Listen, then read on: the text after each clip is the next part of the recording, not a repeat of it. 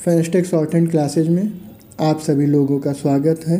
यह dictation high court stenographer की परीक्षा को ध्यान में रखते हुए 90 वर्ड पर मिनट की स्पीड से 5 मिनट की रिकॉर्ड की गई है। आप सभी लोग तैयार हो जाएं। डिक्टेशन स्टार्ट होगी 5 सेकंड बाद।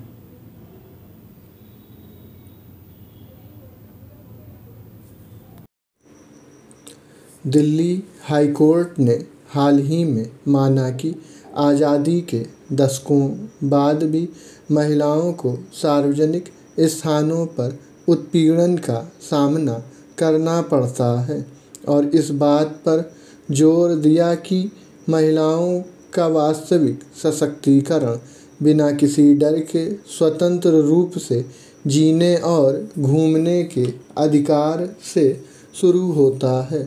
मौजूदा मामले के तथ्य एक गहरी चिंताजनक वास्तविकता को दर्शाते हैं कि आज़ादी के दशकों बाद भी महिलाओं को सार्वजनिक स्थानों, जिसमें सार्वजनिक परिवहन भी शामिल है, पर उत्पीड़न का सामना करना पड़ता है, जहां उन्हें सुरक्षित और संरक्षित महसूस करना चाहिए।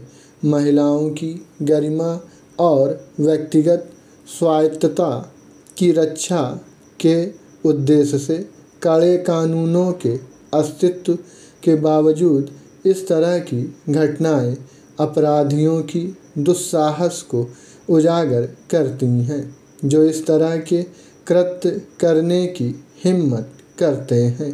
उन्हें लगता है कि वे परिणामों से बच सकते हैं।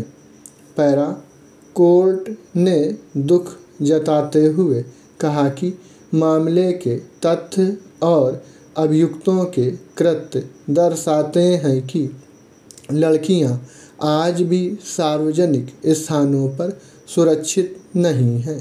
मामले के तथ्य यह भी दर्शाते हैं कि यह एक कठोर और परेशान करने वाली वास्तविकता है।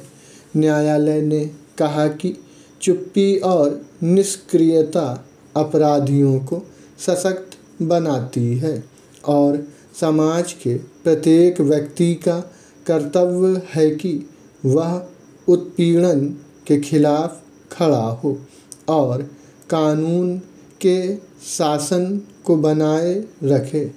निर्णय में कहा गया कि सबसे पहले ऐसा माहौल बनाया जाना चाहिए जहां महिलाएं सुरक्षित हों, उत्पीड़न, अपमान और भय से मुक्त हों और सार्वजनिक स्थानों को असुरक्षित बनाने वालों से सख्ती से निपटा जाना चाहिए।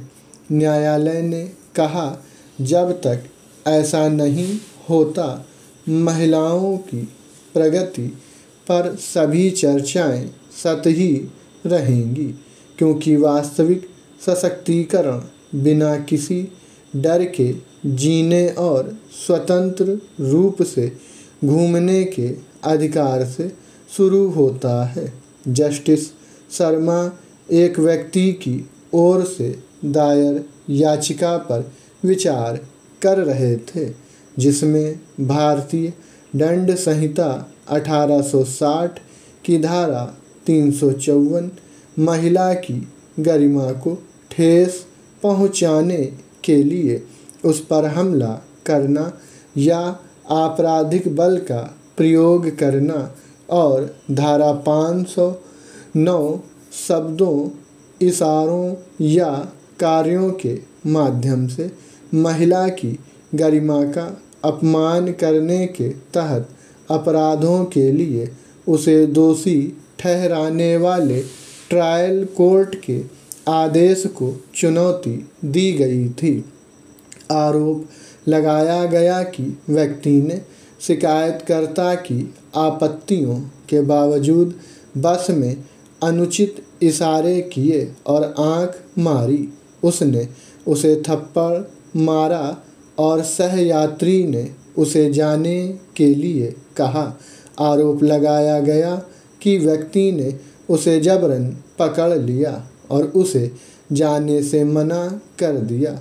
दोष सिद्धि को बरकरार रखते हुए जस्टिस शर्मा ने कहा कि गवाहों की गवाही से स्पष्ट रूप से पता चलता है कि आरोपी को कथित कृत्यों में लिप्त होने के दौरान लोगों ने पकड़ लिया था।